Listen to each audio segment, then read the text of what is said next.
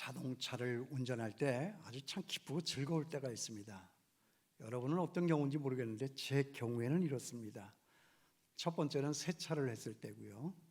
두 번째는 기름을 가득히 넣었을 때입니다. 세차하고 기름을 잔뜩 넣으면 왠지 모르게 이렇게 기분이 업되고 좋은 것입니다.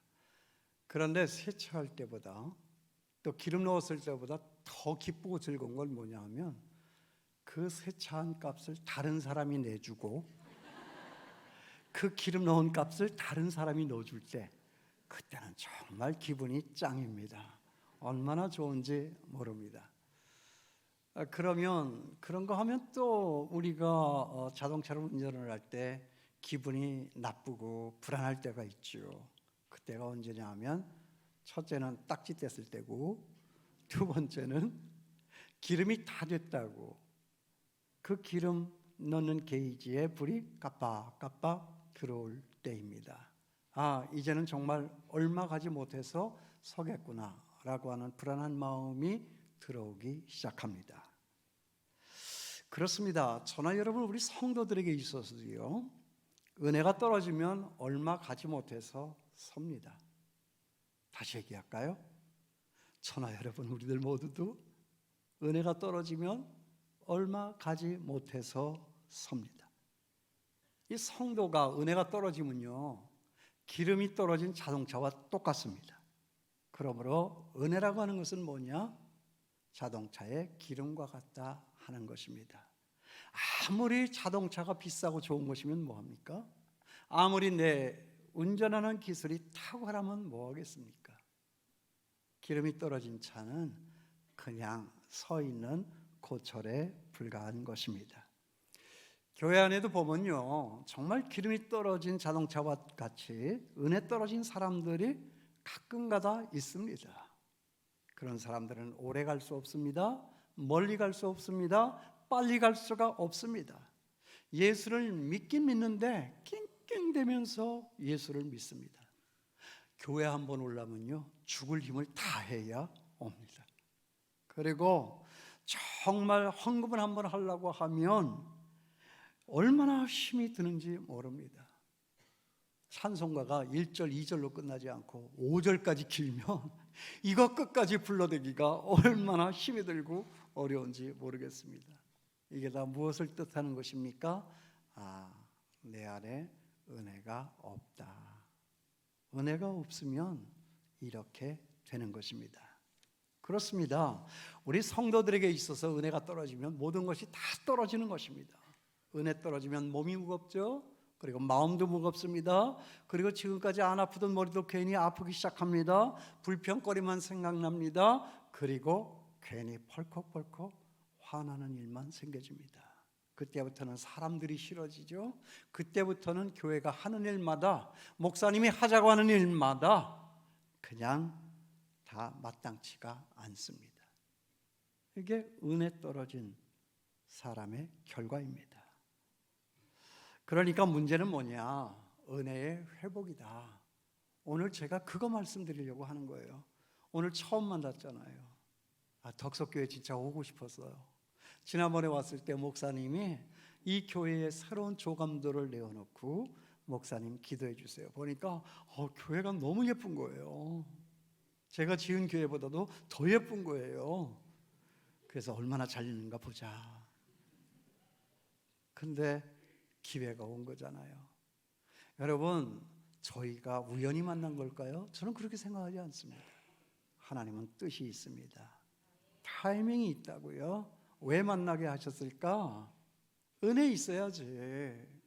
대한민국 교회가 전체, 또 우리 개개인의 삶의 전체에서 하나님의 은혜가 있느냐 하는 거예요.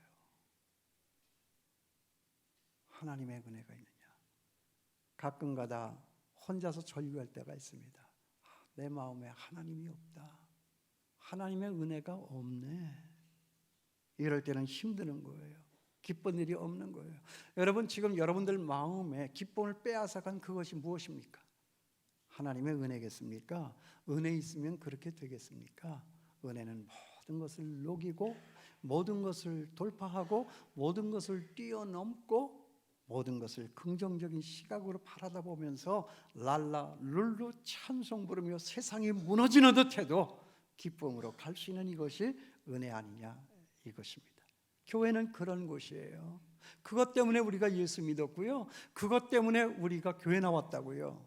오늘 제가 여기 왜 왔다고요? 오늘 우리는 왜 만난 것입니까? 은혜의 회복이다. 저는 오늘 이것을 여러분과 함께 나누기를 원하는 거예요.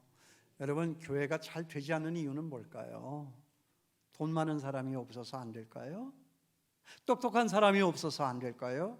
아니라고 생각합니다. 교회는요, 돈 많은 사람, 똑똑한 사람, 그런 것보다도 은혜 있는 사람이 없어서 안 되는 것입니다. 저나 여러분, 우리들 중에 어떤 누구 하나라도 은혜 있으면 이 교회는 되고 이 지역사회는 되고 우리 대한민국 살아나게 될 줄을 믿습니다. 엘리야 그 한 사람이, 다니엘 그 한 사람이 있어 이스라엘은 하나님의 은혜의 기운이 감돌고 다시 죽었던 자리에서 살아나는 역사가 일어났다는 거죠. 숫자가 중요한 게 아니에요. 누가 있느냐가 중요한 게 아니에요. 은혜가 있느냐 없느냐 하는 것입니다. 오늘 은혜 받아야 해요. 은혜 없으면 아무것도 아닌 것이에요. 은혜가 회복되는 오늘 이 자리가 될 수 있게 되기를 바랍니다. 그런데 오늘 말씀을 보면 너무나도 다행스럽게 하나님은 언제나 저나 여러분 우리에게 다가오셔서 우리의 신앙 농사가 잘 되게 하십니다. 하나님은 우리가 행복하길 원해요. 잘 되기를 원합니다. 세상을 이기고 악마 지옥의 권세를 이기고 나 자신을 이겨서 우리 주님과 함께 영원한 승리자가 되기를 원하십니다. 이것이 우리의 부모된 하나님 아버지의 마음이다 하는 것입니다. 자녀를 볼 때 우리가 그렇잖아요. 모든 것을 다 이겨라, 모든 것을 다 견뎌라, 모든 것을 다 성취하는 네가 되어라. 하나님은 그런 분이시라고요. 오늘 여기 하나님을, 그런 하나님을 우리가 만나게 되는데 그 하나님 앞에 오늘 본문 말씀을 보니까 베드로가 있습니다. 여러분, 베드로가 생각지 말고 이 베드로가 바로 나네, 이렇게 생각하면 됩니다. 베드로 얘기하고 싶어서 오늘 이 성경책, 이 두꺼운 책 속에 베드로의 이야기를 넣겠습니까? 오늘의 주인공은 이 말씀 듣는 저나 여러분, 나입니다. 나. 베드로를 잘 보자고요. 그 베드로의 이름을 가지고 여기 등장하는 나 자신을 한번 생각해 보자고요. 여러분, 오늘 여기 우리가 만나는 이 베드로의 그 생애 목적이 뭐였죠?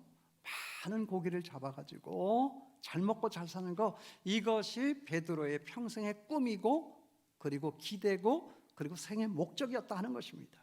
그런데 보세요, 지난밤에는 한 마리의 고기도 잡지를 못했어요. 이상하지 않습니까?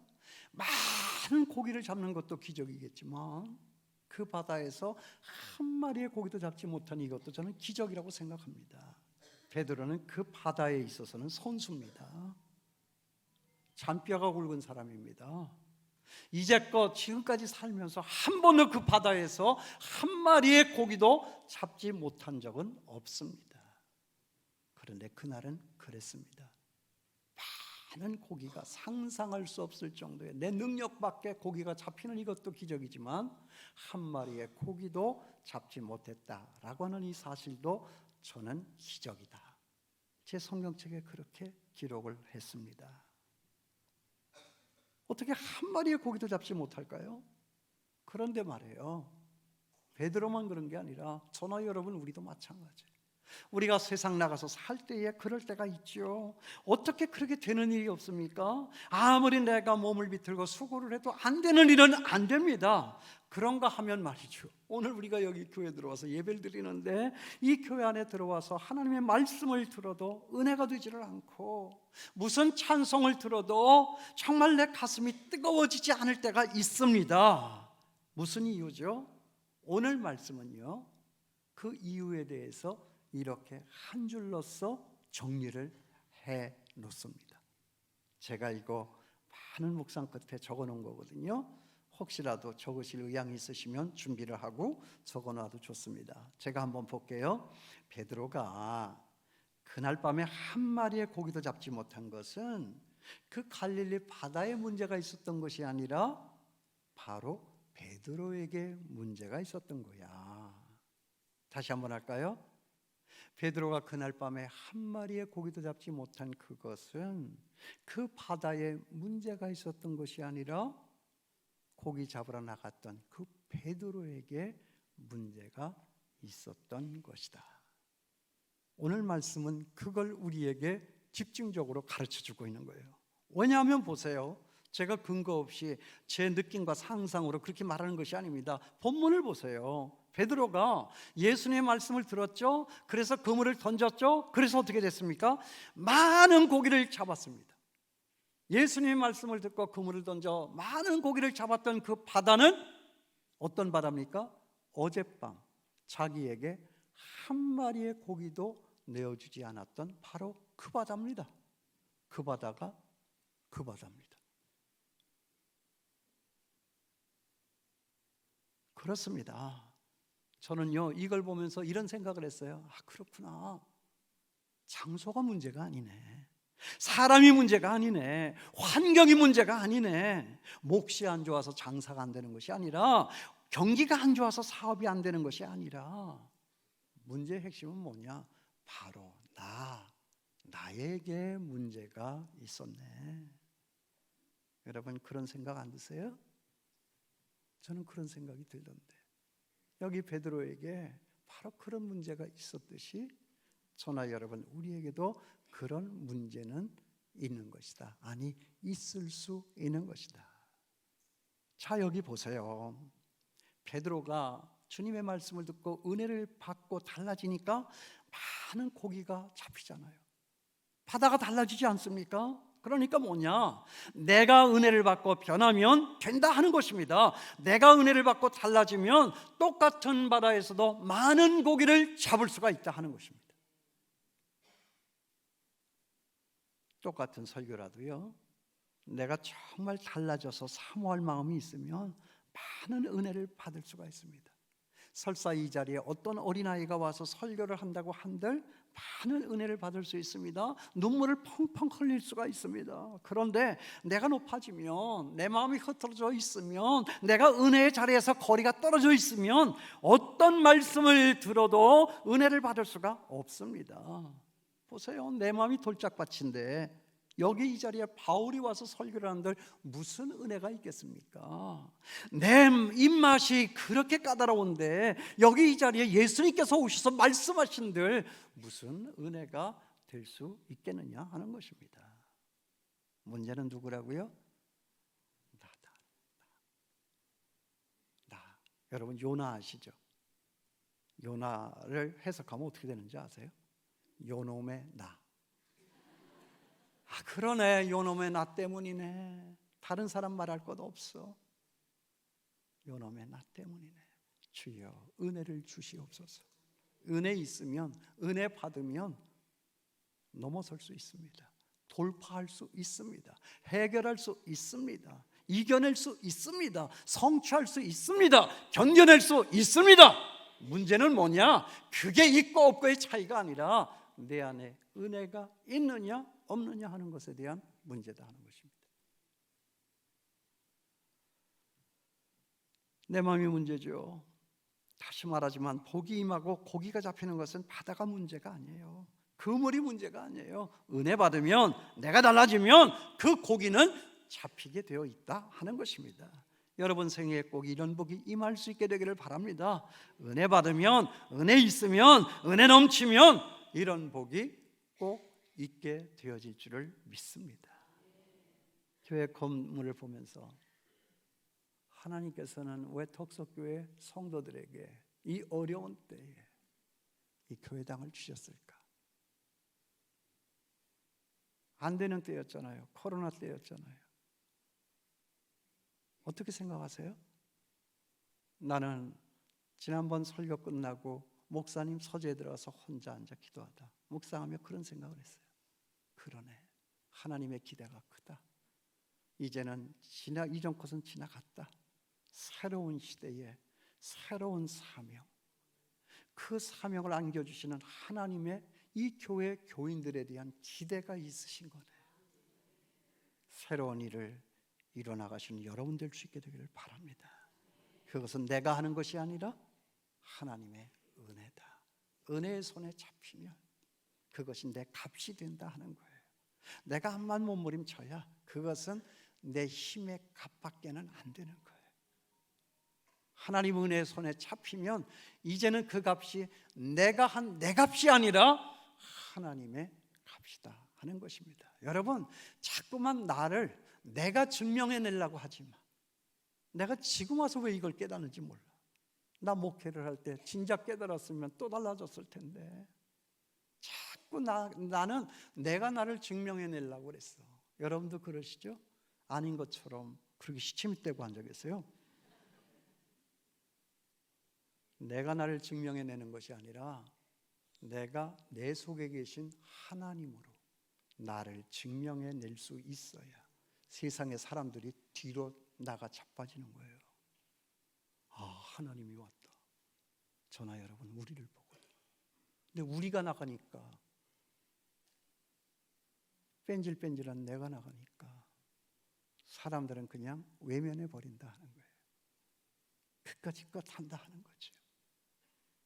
어리숙한 나지만, 모자라는 나지만, 생긴 것도 그러하고 성격도 그러한 나지만, 그런 내가 나로 나를 증명해내려고 하는 것이 아니라 내 속에 계신 하나님의 은혜로 나를 드러낼라 치면 세상은 달라지는 역사가 일어난다. 그것 때문에 하나님께서는 여러분에게 옷을 바꿔주신 거예요. 교회당 바꿔줬다고요. 하나님의 그 기대가 어디에 있는가를 잘 묵상할 수 있게 되기를 바랍니다. 그 다음에 5절에 보니까 우리들이 밤이 새도록 수고하였을 때 잡은 것이 없지만은, 이건 누구의 고백이죠? 베드로의 고백입니다. 그렇습니다.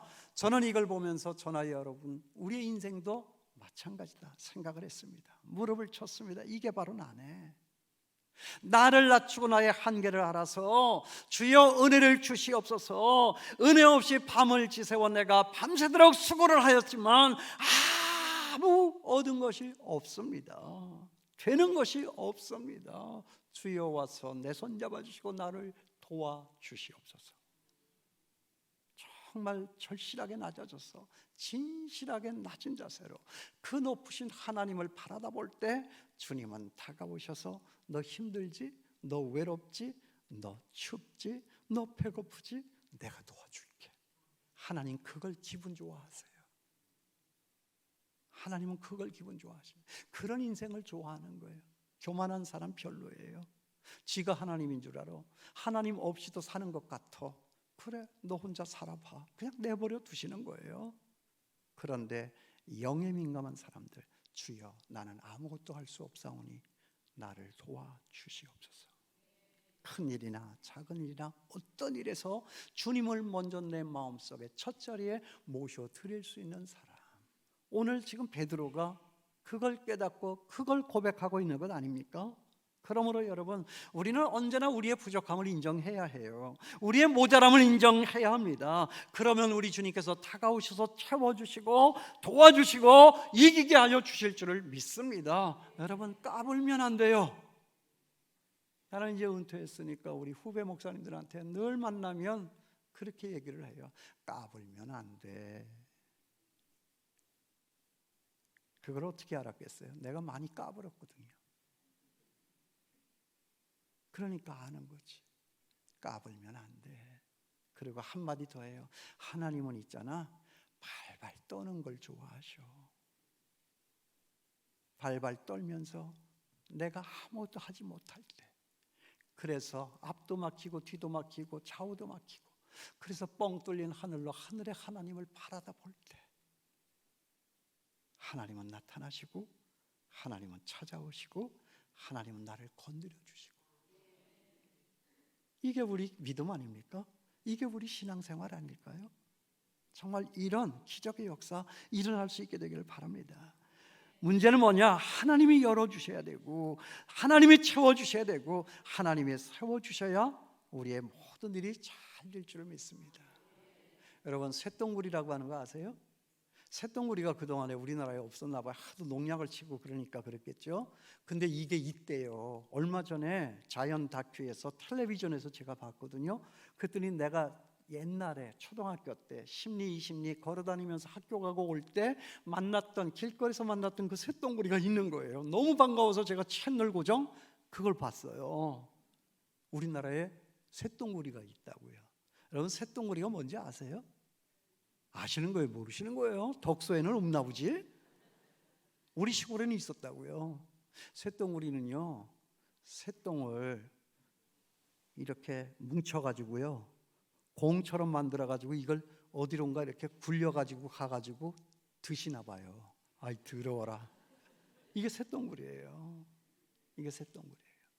옛날에 학교 다닐 때 얼마나 지루해요. 친구들이 있지만 별별 장난 다 해봤지만 남의 마늘밭에도 들어가고 남의 참외밭에도 들어가고 그리고 논가에 있는 그 둔벙에도 들어가서 멱도 감고 하지만 그 길이 너무나도 길었던 터에 그 더운 여름에는 너무 힘들죠. 그런데 길 가다가 쇳덩굴이 만나면 얼마나 기쁜지 몰라요.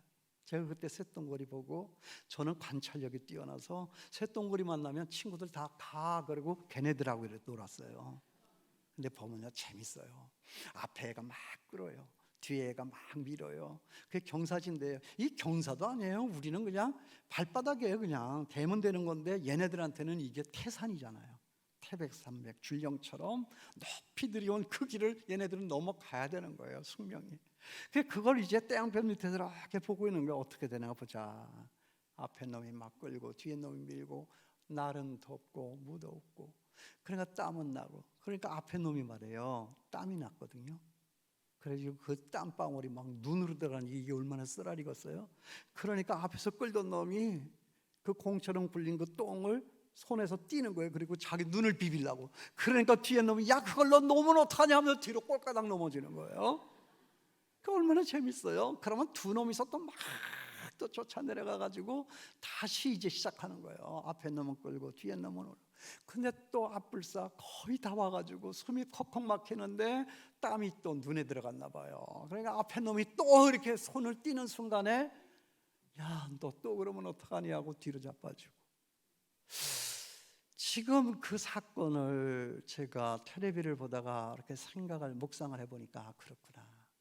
저게 바로 내가 살았던 내 인생의 모습이었네. 저게 바로 우리 사람들이 사는 인생의 모습이다. 쇳덩굴이 욕하고 깜보고 나무랄 일 아니네. 그게 우리 삶 아닌가?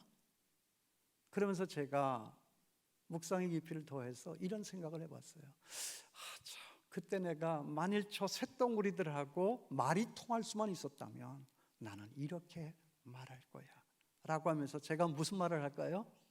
야, 쇳덩굴이야, 니네 집 어디니? 내가 그냥 한사 퍼다가 니네 집 앞에다가 탁 갖다 부려주면 니네들은 평생 일어나고도 편히 먹고 잘 살겠다. 여러분, 이것을 하나님을 도입해서 생각해 보세요. 하나님께서요, 금덩어리를 할까요? 다이아몬드를 할까요? 그 큰 금덩어리를 그냥 큰 포크레인 그 삽에다가 턱 떠가지고 내가 살고 있는 집 앞 현관문 앞에다가 턱 껐다가 부려준다며 나는 평생 편안히 앉아 누워 잘 먹고 잘 살 수 있을 거 아니에요. 여러분, 아무런 감동이 없어요? 제가 그런 생각을 해봤다고요. 그렇구나. 나는 힘이 없어. 나는 약해. 나는 아무것도 할 수 없지. 세상이 요란하고 세상이 뒤집어질 것처럼 내가 호기롭게 나갔지만 내 안에는, 내 손에는 잡힌 것이 아무것도 없어. 일 다 하고 나니까 그런 생각 들잖아요. 그런데 하나님이 찾아오시면 하나님께 그 은혜의 물줄기를 내게 퍼부어 주시며 나의 인생은 달라지겠지. 내가 변하면 나를 만난 세상은 또 달라질 거야. 여러분, 그게 우리 인생 아닙니까? 베드로가 지금 그 고백을 하고 있는 거잖아요. 주여, 내가 밤이 새도록 수고하였지만 잡은 것이 없습니다. 그때 주님 다가오셔서 너 힘들었지, 너 외로웠지, 너 배고팠지, 내가 도와줄게. 은혜 있어야 삽니다. 이 은혜가 있게 되기를 바랍니다. 우리가 사는 것이 아닙니다. 하나님의 은혜, 그 은혜에 껌딱지처럼 붙어 있을 때 내 삶은 살아나고, 내가 변하면 세상 변하고, 우리의 가정 변하여 의와 평강과 희락이 넘쳐나는 천국의 가정은 이루어질 수가 있다. 나는 이 대한민국이 그런 저나 여러분, 우리를 통하여서 변했으면 좋겠어요. 요즘엔 너무 마음이 아파. 그래서 텔레비 안 봐. 그냥 소식 안 들어. 맨 들리는 소리가 뭐예요? 안 된다, 못한다, 나는 망했다, 저놈 죽여라. 그러지 않았으면 좋겠어. 너 힘들지, 너 외롭지, 너 배고프지, 너 많이 춥네.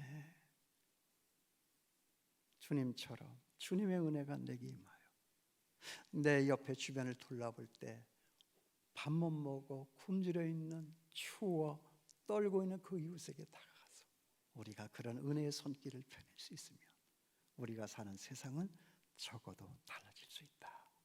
여러분 믿습니까? 그래서 하나님은 이 교회당을 여러분들에게 기대하시고 주신 것이라고 저는 믿습니다. 새로운 시대에 새로운 교회당에서 새로운 사명을 감당하는 덕속교회 될 수 있게 되기를 주님의 이름으로 축원합니다. 그리고 이제 마지막인데요, 5절 하반절에 있는 말씀을 보니까 말씀에 의지하여 그물을 내리리이다. 야, 어떻게 이렇게 변할 수가 있어? 여러분, 이게 가능해요? 이게 우리의 이성으로, 이게 우리의 의지로, 이것이 우리의 합리적인 생각으로 이게 합당합니까? 나는 이건 너무나도 쇼크를 받았어요. 어떻게 이럴 수가 있지? 여러분, 우리 예수님의 말씀을 듣고 베드로가 이렇게 변한 거잖아요. 그런데 누가 누구의 말을 듣는 거예요? 여러분 잘 아시지만 예수님은 직업이 뭐예요? 직업이 뭐예요? 목수잖아요. 근데 그것도 그만두셨어요. 그리고 집을 가출한 거예요. 지금 예수님은 그래갖고 청년 몇 명 데리고 전국을 떠돌아다니는 집이 없는 뭐예요? 노숙자잖아요. 예수님의 직업은 노숙자예요. 근데 그 노숙자께서 오셔가지고 베드로야, 저 깊은 데 가서 그물을 던져라. 근데 베드로의 직업은 뭐예요? 어부예요. 새벽 시간에 깊은 바다에 그물 던지면 고기가 잡힐까? 그건 누가 아는 거예요? 베드로가 알지 예수님이 아는 거 아니에요. 근데 베드로가 뭐라 그래요? 말씀에 의지하여 그물을 내리리이다. 이게 무슨 조화일까? 이게 어떻게 해서 여기까지 온 거야? 결과는 어떨까? 그게 중요하지 않습니다. 이런 걸로 보아서 지금 베드로는 은혜 받은 것이 분명합니다. 말도 되지 않는 그 말씀을 하나님의 말씀으로 듣고 그 말씀에 마음이 움직여서 어디까지 나가요? 그물을 내리리이다. 순종하는 자리에까지 나아갔다는 거예요. 여러분, 기적은 언제 일어나요? 순종할 때 일어나는 거예요. 예배 드렸네, 말씀 좋았네, 은혜 받았어. 오늘 나갈 때 목사님 은혜 받았습니다. 그거 은혜 아니에요. 그것이 어디까지 가야 된다고요?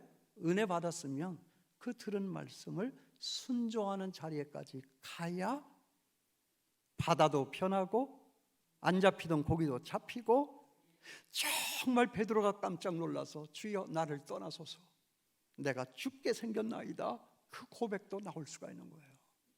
여러분, 기적이라고 하는 것은 기적을 바라는 자에게 기적이 나타나는 것이 아니라 하나님의 말씀 듣고 은혜 받고 은혜 받은 말씀에 순종할 때, 그때 기적은 일어난다 하는 것입니다. 여러분, 우리 교회는 뭐가 교회입니까? 교회를 정의할 때 여러분 어떻게 얘기해요? 교회를 뭐라고 얘기를 해요? 여러분, 교회는요 돈으로 말하는 데가 아니에요. 교회는 건물로 말하는 데가 아니에요.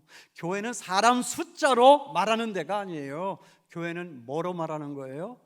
말씀 듣고 은혜 받고 순종하고 그래서 기적이 나타날 때 그 기적으로서 말할 수 있는 이것이 교회다 하는 것입니다. 교회는 뭐가 있어야 한다? 기적이 있어야 돼요. 세상은 기적이 없잖아요. 그러나 교회에는 기적이 있어야 되는 거예요. 그 기적은 나를 초월하신, 나보다 월등히 뛰어난 하늘의 하나님이 내 안에 들어오실 때에 일어나는 사건이다. 교회는 뭐냐? 하나님이 내 안에 들어와 계셔서 내 안에 들어오신 하나님으로 나를 증명해 날 때 내 앞에는 기적의 역사가 나타나고 그 기적의 역사를 세상 앞에 드러내고 말할 때 세상은 우리에게 관심 가지고 호기심 갖고 내가 네 옆에 가면 안 돼? 나도 교회 한번 가보자. 이게 교회입니다. 이게 교회라고요. 여러분 말씀 들으셨어요? 은혜 받으셨습니까? 그래 순종해 봤나요? 그래서 기적의 역사 있었습니까? 교회는 뭐를 말하는 데라고요? 기적을 말하는 데라고요. 언제 기적을 만났나요? 언제 기적을 말씀해 보신 적이 있나요? 내 평생의 날 동안에 교회 생활하면서 그 기적이 있었는가 없었는가요? 내가 말할 수 있는 기적은 무엇인가요? 도대체 우리의 삶에 기적이 있는 것입니까? 근데 저는 기적이 있거든요. 죄송합니다. 제 얘기지만 이 얘기 하나 할게 용서하세요. 제가 88년도 지금부터 45년 전인가요? 35년 전인가 45년 전인가 유학을 갔다고요. 교회가 장학금을 줬어요. 장학금을 주니까 유학을 갔겠죠. 유학을 갔는데 제가 어디로 갔느냐면 뉴욕으로 가지 않았어요. LA로 가지 않았어요. 필라델피아 안 갔어요. 시카고 안 갔어요. 저는 잭슨 미시시피 잘 모르시죠? 미국 50개 주 중에서 제일 못 사는 동네예요. 왜 거기를 가느냐? 한국 사람이 하나도 없어요. 제가 직장 생활할 때 외국 출장을 많이 갔거든요. 특히 미국을 많이 갔어요. 그리고 그때는 신학을 할 거라고 뜻을 품고 있을 때예요. 이렇게 보니까 시카고에 있고 LA에 있고 필라델피아에 있고 뉴욕에 있는 신학생들 공부 못하더라고요. 아니 머리가 나빠 공부 못하는 게 아니라 공항에 한국 사람들이 오면 그거를 누가 픽업하러 나가요? 신학생들이 다 가더라고. 아니 왜 이렇게 목사님들이 많이 오셔? 아니 왜 이렇게 장로님들이 많이 오셔? 아니 왜 이렇게 88올림픽 지난 뒤에 왜 이렇게 아는 지인들이 많이 와? 그거 다 일일이 라이드하러 공항을 나가니까 이 공부를 못 하겠더라고요. 그래서 나는 한국 사람이 하나도 없는, 그래야 영어도 빨리 배우고 그래야 Advanced Theology도 내가 잘 배울 수가 있으니까. 그러고 갔는데 거기가 얼마나 더우냐면요 40도가 넘어요. 그리고 대한민국이 습한 여름이잖아요. 그래서 견디기 힘들잖아요. 근데 여기보다도 더 훨씬 습해요.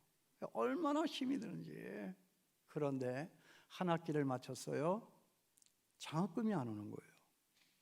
나올 때 타가지고 왔던 그 장학금 5,000불이 또 와야 되는데 안 오는 거예요. 두 학기를 마쳤어요. 장학금이 안 오는 거예요. 이제는 안 오면 안 되는 거예요.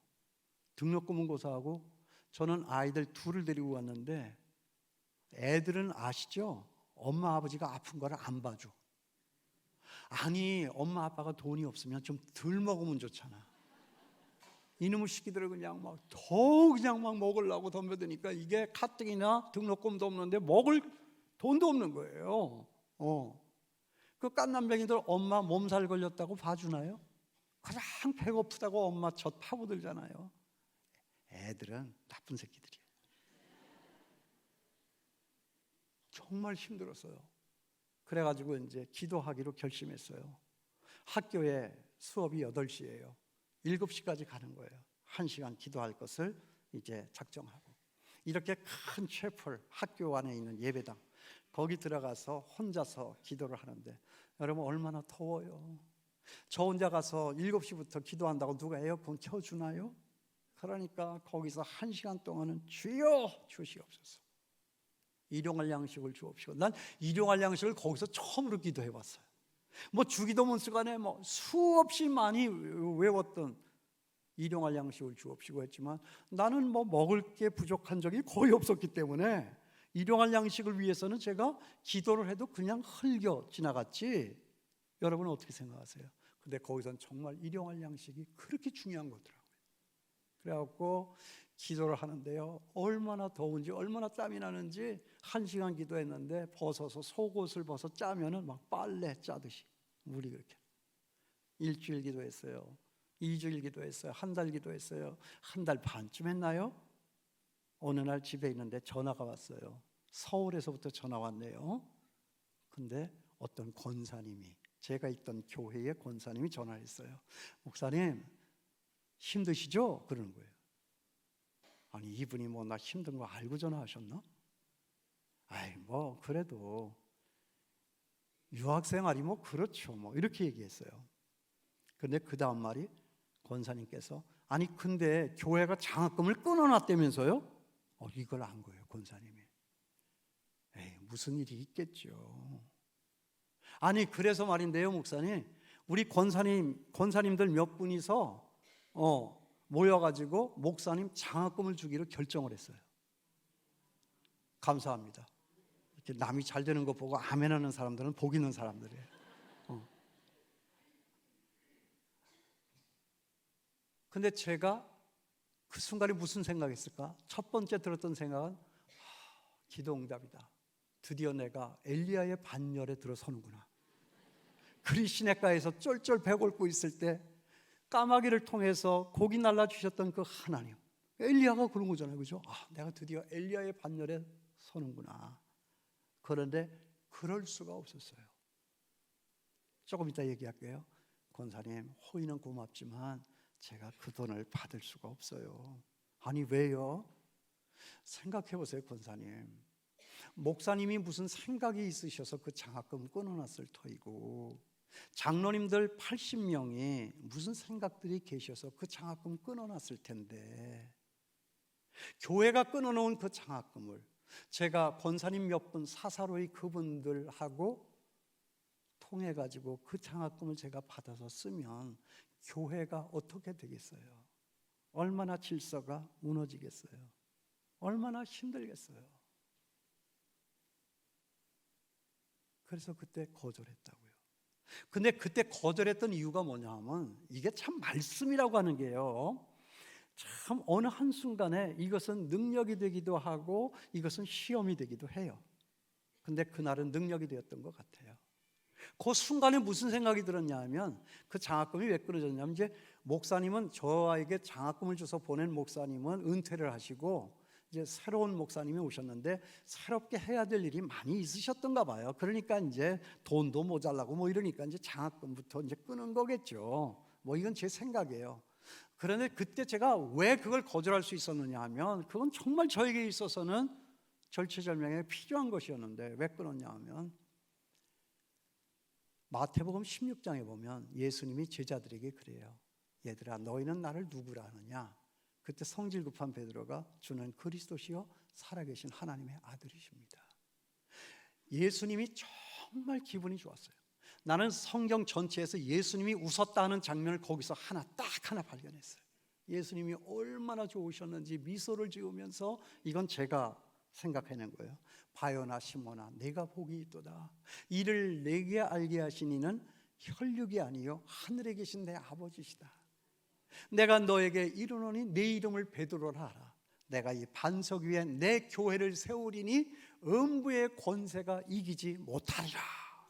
그 말씀이 확 들어오는 거예요. 음부의 권세가 이기지 못하리라. 이 교회 안에 있는 어떤 성도 한 사람의 개인의 생각, 어떤 개인의 욕심, 세상의 어떤 부조리한 일들이 이 교회의 권세를 이기지 못하리라. 그거 아닙니까? 권사님의 돈을 사사로이 받아서 이 교회의 질서를 파괴하고 교회를 흐트러 놓으면 내가 이 교회를 바로 세우겠다고 하고, 하나님의 핏값 주고 사신 이 교회를 내가 시종 들겠다고 교회의 목사가 된 사람인데, 내가 교회를 어지럽게 하는 음부의 권세 노릇을 하면 내가 어떻게 되겠느냐는 거예요. 그래서 제가 그 말씀 탁 와가지고 맞습니다. 주여 순종합니다. 권사님, 저 말씀은 고맙지만 안 받을게요. 자, 이제 시간이 많이 갔으니까 시간 다 지났어요. 오래 갔어요. 한 몇십 년 지났어요. 제가 이제 장충교회 갔어요. 가가지고 이제 20년 좀 넘을 때 교회 건축을 했어요. 교회 건축이 이제 거의 완성되어질 쯤인데 전화가 또 왔어요. 보니까 유학했을 때 전화하셨던 그 권사님이에요. 권사님이 목사님, 권사님 안녕하셨어요. 에휴, 목사님 참 쌀쌀맞다. 어떻게 한국에 와서도 한 번 전화도 안 하시냐. 속으로 제가 전화하면 안 되는 거잖아요. 다른 교인한테 전화하면 안 된다고 난 배웠는데, 그래서 전화 안 한 거예요. 그랬더니 그 권사님 하는 얘기가 우리 만나자고. 이제는 만나도 되지 않냐고. 그래요, 그럼 만나요. 만날 생각이 있었어요. 워커힐 호텔에서 만나기로 했어요. 정해진 시간 돼서 제가 조금 일찍 나갔죠. 자리에 앉아서 기다리고 있는데 저쪽 문에 권사님이 나타나셨어요. 반가워하시면서 오면서 막 핸드백을 여는 거예요. 그리고 내 앞에 서서 한참 핸드백 열고 뭘 찾아요. 그러면서 앉기도 전에 봉투 하나를 내 앞에 탁 내밀어요. 그래서 제가 이건 뭐예요? 그랬더니 열어보세요. 탁 열었더니 몇 천만 원이 있어요. 그래서 이게 무슨 돈이에요? 그랬더니 요새 교회 건축한다면서요. 근데요, 아이고 건축하려면 돈이 많이 필요하잖아요. 목사님이 애쓰시는데 이거 건축 헌금 하세요. 그래서 내가 그 돈 그냥 받으면은 남자가 너무 가벼워 보일 것 같아서, 아니 왜 남의 교회가 건축을 하는데 왜 다른 교회 교인이 건축 헌금을 하고 그래요? 내가 그랬어요.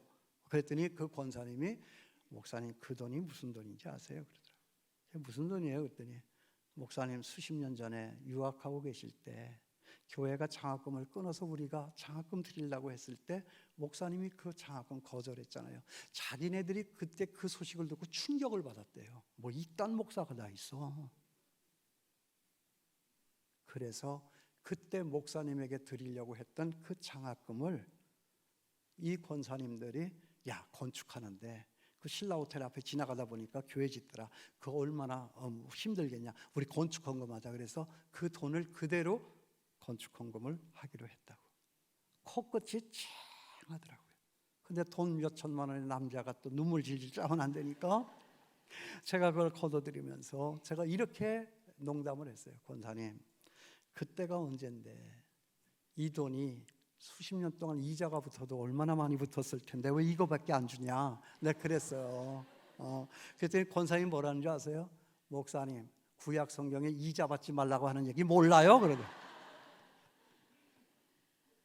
시간 많이 지났어요. 죄송해요. 여러분, 교회는 무엇입니까? 주님 계시고 주의 말씀이 임하고 그 말씀에 은혜가 임하고 그 은혜가 순종으로 갈 때 기적이 나타나고 기적을 말할 수 있는 게 교회입니다. 은혜가 있어야 산다. 병든 자 일어나는 것도 기적이고 죽은 자 살아나는 것도 기적이지만 정말 이것도 기적 아닐까요? 저는 이게 교회라고 생각합니다. 여러분 생애에 새로 이 교회당을 선물로 받으신 여러분, 기적의 사건 많이 있게 되기를 주님의 이름으로 축원합니다. 기도합니다. 하나님 감사합니다. 이제 우리가 만났으니까 기적이 오늘부터 다시 시작될 수 있게 해주시옵소서. 이전에는 우리가 어떻게 살았는지 묻지 않으실 주님인 것 믿습니다. 이제 우리가 여기서 또 한 번 결단합니다. 주여, 순종하고 기적을 맛보고 기적으로 말할 수 있는 사람들 되게 도와주시옵소서. 예수님의 이름으로 기도하옵나이다. 아멘.